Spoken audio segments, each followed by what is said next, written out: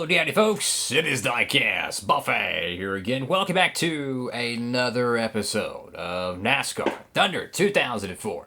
Well, the Bud Shootout is in the books. Jeff Gordon got it done, and we nearly crashed 3 times. Yes. So I'm going to look through the field here. I'm curious. Oh, God bless him, man. Let's look through the field here. I want to see if the 9 car for Roush is actually going to start this year. I'm curious. I don't think so. Because I want to say it's driven by Jeff Burton.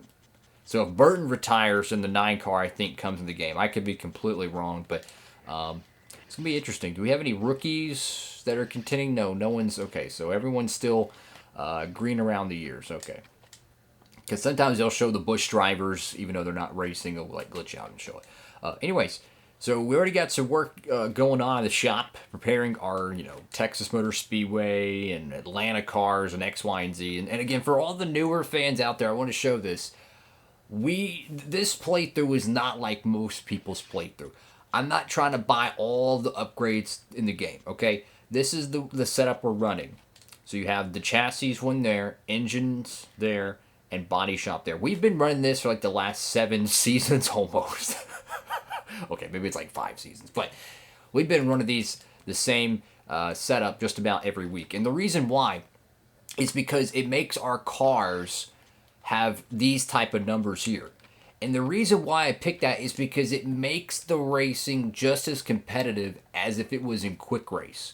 If I go out there and keep upgrading, we can lap cars at Talladega, okay? I don't want that. This is supposed to be a career mode playthrough.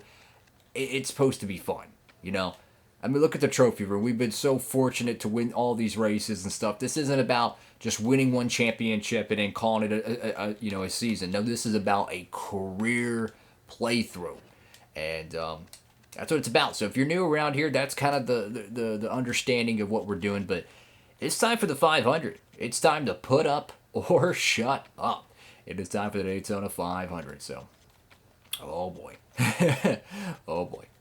So we got our Super Speedway car ready. Car rating of 81. That is important because if it was 95, we would win the race regardless. If it was 65, we would be struggling to hold on to the draft. So you got to have that car rating around 80. That's about the average speed. And here we go. Another shot at the Daytona 500. Bobby Labonte won it last season.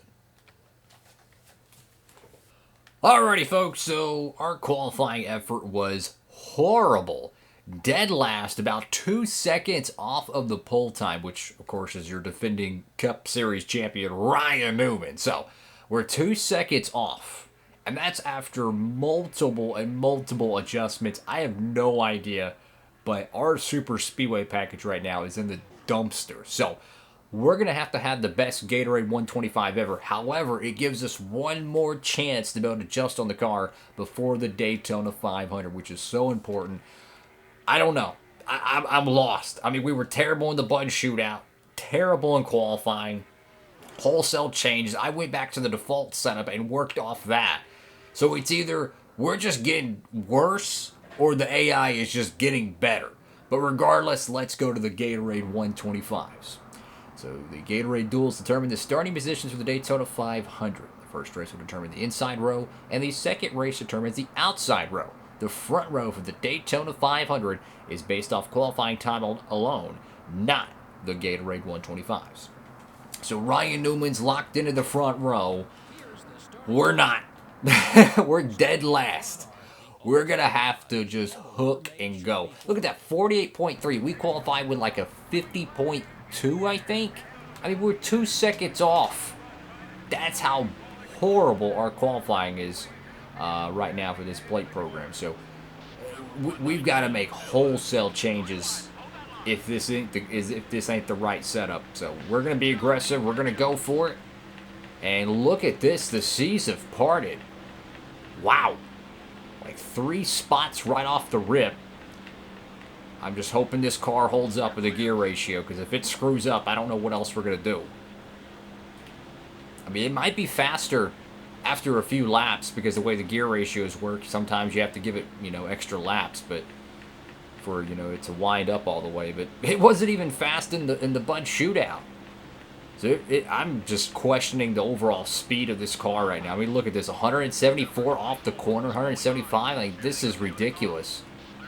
I mean, this is embarrassingly slow. 182 in the draft.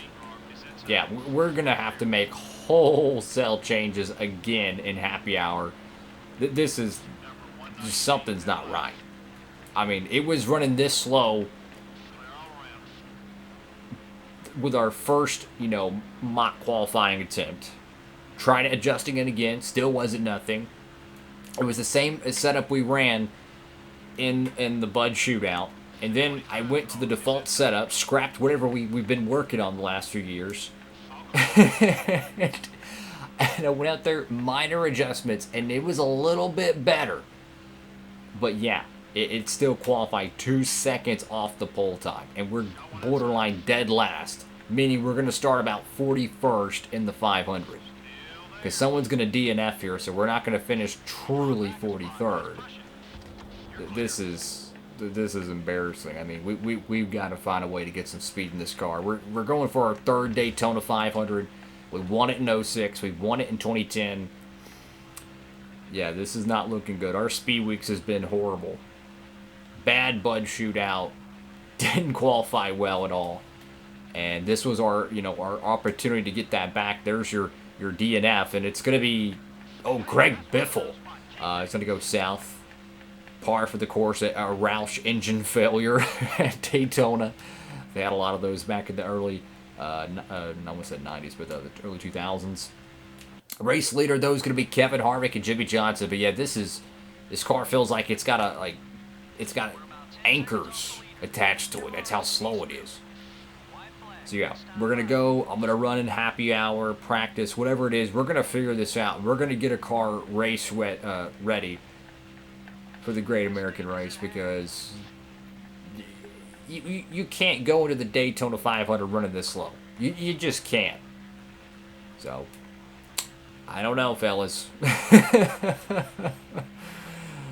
Did the AI get that fast? I don't think they did. I think it's us. I think we're just down on speed. Because usually our setups carry over year to year, right? It saves on your memory card.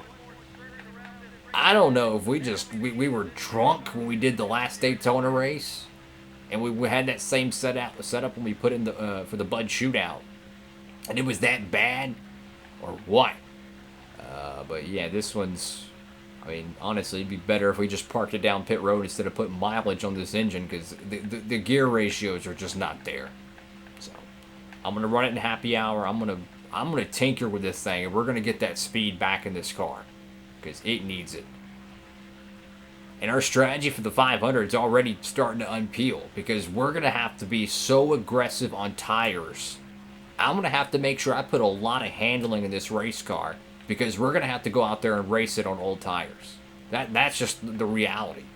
Because there's no way we're going to win the 500 passing 39 cars on the racetrack. We're going to have to make some pit calls to get us up to the front, which means we're going to have to drive around on some very old tires. And believe me, when you have old tires on this game at Daytona, it is tough. Kevin Harvick's going to wind up third on Sunday for the Gatorade 125 victory, thus giving him the third place position. Oh boy. Well, all we did is burned up a set of Goodyears and burned some fuel. Oh boy. Well, that's all for this episode. The next one will be the Daytona 500. How is it going to shake out? It's going to be a good one, fellas. You're not going to want to miss that. Will we find a way to survive and advance? I thought it was Greg Biffle. I totally forgot it was Tina Gordon. My apologies. How is it going to shake out, fellas? Will we be able to get a car decent enough for the Daytona 500, or are we going to take a fat L? Thank y'all so much for watching. Make sure to like, comment, and subscribe. If you'd like to help out the channel, feel free to use that promo code down below from our friends at Circle B Diecast, and you can save on shipping. That's all for now. Diecastbuffet signing off.